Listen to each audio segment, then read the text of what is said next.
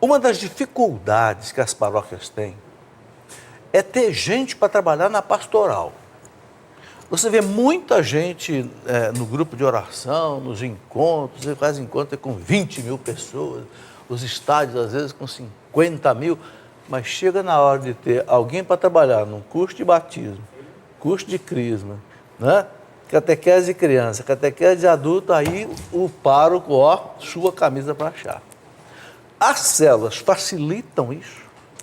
As células facilitam, e muito. Hoje, a nossa paróquia, e vejo outras paróquias em célula aí no Brasil, elas têm inúmeras pastorais, né? O pessoal, o padre Luiz Fernando fala assim, vem para cá, se não tiver alguma coisa que você queira fazer, a gente cria, né? Para que você possa exercer o seu dom. Eu sou testemunho disso. Eu conheço ali um pouco da paróquia do padre Luiz Fernando, ele me convida de vez em quando para ir lá fazer palestra, até para até encontros de empresários ele faz, né? Uma coisa maravilhosa. Evangelizar empresários, né? Realmente a gente sente que ali a pastoral funciona, né? Mas funciona porque a célula, ela vem dar essa base primeiro. Então, a pessoa que muitas vezes não vai à igreja, não é evangelizada, ou foi para a igreja quando era criança e depois se afastou, a pessoa ela é convidada para participar de uma célula. Então, ela não é convidada para ir à igreja. Porque como que uma célula cresce? Ela cresce através de um método de evangelização que a gente chama de oikos. O que é oikos? É o local de evangelização. É uma palavra grega que significa o local de evangelização ou casa. Casa. Né? Daí vem economia, oikos, né? De economia. Então, o método de evangelização oikos diz o seguinte, aonde eu estiver, o meu trabalho, a minha casa, a minha escola, onde estiver, ali é o meu lugar de evangelizar. Então, eu vejo no meu trabalho uma pessoa, eu falo, olha, eu vou convidá-lo. Se eu falar para essa pessoa, vamos na missa? Ele vai falar, rapaz, eu tive uma experiência com um padre uma vez, eu não vou na missa não, eu não gosto e tal, demora. Mas se você fala assim, vamos lá em casa numa reunião, você e a sua esposa, eu tenho um grupo lá, uma célula de casais, vamos lá em casa conhecer. Eu não estou convidando ele para ir na igreja, eu estou convidando ele para ir na minha casa. Então é mais fácil você trazer essa pessoa. Aí depois da casa vai para a igreja. Depois da casa vai para a igreja. Mas ali naquela reunião na casa, ele experimenta essa vivência fraterna dos irmãos. Essa experiência lá dos Atos dos Apóstolos. Então ele experimenta ali aquela convivência, e aí ele fala assim, poxa, até que esse cara é legal, né? Porque às vezes a pessoa tem principalmente os que estão afastados, tem uma ideia distorcida do cristão, do católico, acha que é alienado, né? E aí ele vai na minha casa, por exemplo, ou vai nas outras células e vê que é uma pessoa que frequenta a igreja, mas é um profissional, que também atua no mundo, é um pai de família, é uma pessoa normal como ele. Então ele se ambienta ali naquele grupo, e aí dali você convida, olha, hoje a nossa célula vai ter um evento lá na igreja, que ocasionalmente a gente faz um encontro com todas as células na igreja, geralmente às segundas-feiras, o padre Luiz Fernando reúne todas as células na igreja, que a gente chama de grande célula. Aí a gente fala, olha, hoje a nossa célula não vai ser aqui em casa, vai ser lá na igreja. Mas aí ele já está ali, mas vou lá.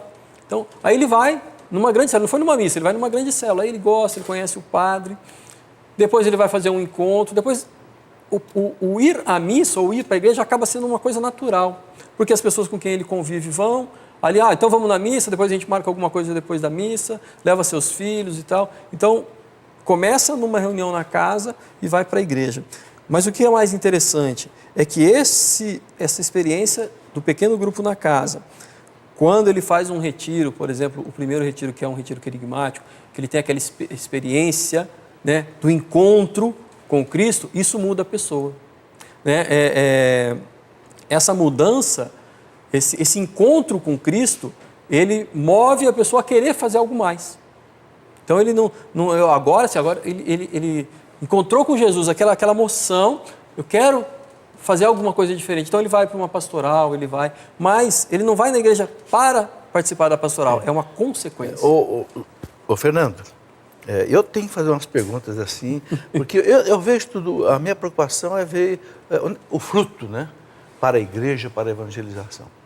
Eu sinto que isso realmente depende muito do pároco. Pode ser que algum pároco que esteja nos assistindo assim, diz assim, não, mas eu vou criar esse negócio aqui, vai ser um negócio para dar trabalho para mim. E eu já não tenho tempo. O pároco não tem tempo mesmo. Eu pergunto, a célula facilita a vida do pároco ou complica um pouco mais? Professor, eu vou falar uma coisa aqui que muitos párocos vão se interessar a respeito do dízimo. O senhor falava aqui da necessidade da manutenção do sistema Canção Nova, né? Porque a gente tem as obras de evangelização e isso custa. Uma paróquia também tem as suas despesas. E a gente sabe como é, muitas vezes, penoso para um pároco manter a sua paróquia. Então, o dízimo não é suficiente, ele faz campanhas, ele faz eventos, faz festas e tal, para conseguir pagar as contas, né? Certo. E eu digo para o senhor, como um fruto do nosso trabalho de evangelização, hoje, a Paróquia Espírito Santo, e o senhor já esteve lá, professor, já viu a nossa estrutura, o nosso auditório. Excelente. Né? Ar-condicionado, cadeiras e tudo mais. Excelente. Hoje, a Paróquia Espírito Santo vive exclusivamente do dízimo. A gente não faz uma campanha, a gente não faz festa, não faz baile, não faz rifa, é proibido. O Padre Luiz Fernando chegou lá e falou assim, não tem mais isso. Hoje a igreja vai viver, a partir de hoje, a nossa paróquia vai viver do dízimo. Por que deu certo? Porque as pessoas vêm para a célula. Começam ali, se você falar para a pessoa, vai pagar o dízimo, não, já começou a cobrar, né? Não, não é isso. Ela, a partir da célula, ela começa a interagir com as pessoas e ela começa a se sentir parte. Porque a célula é um pequeno... Participante. Exato. Então a célula é uma pequena fração de um corpo maior que é a igreja. E quando ele se sente parte desse corpo, porque ele está ali, as pessoas sentem falta dele, e ali ele interage, e ele vê que o trabalho dele é reconhecido, que ele pode fazer mais, ele se sente parte daquela estrutura menor, que faz parte de uma estrutura maior, que é o corpo. Por isso que chama célula. E aí, quando ele sente que ele é parte, ele se sente na obrigação, eu diria até, de ajudar a manter esse trabalho. Então, as pessoas hoje, nós temos, eu não vou falar aqui o número de dizimistas, mas eu digo para vocês que é algo em torno de 10 mil dizimistas. Na paróquia Na nossa paróquia Espírito Santo, cadastrados. Fruto de todo esse trabalho.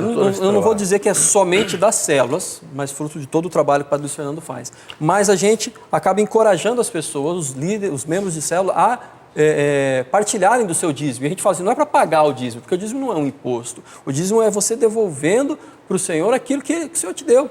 Então, assim, eu não estou dando 10% para Deus, eu estou retendo 90% daquilo que Ele me deu. Os outros 10% eu estou devolvendo. Ao contrário. Né? Exato. Então, a nossa paróquia hoje ela tem uma experiência muito grande, muito forte com o dízimo. Então, muitos párocos, às vezes, eu visito muitas paróquias aí com esse trabalho de consultoria das células, e às vezes eu chego na paróquia lá, recentemente estive numa paróquia que tinha uma plaquinha lá, né? É uma paróquia grande, bem estruturada. Chegamos a 230 dizimistas, né?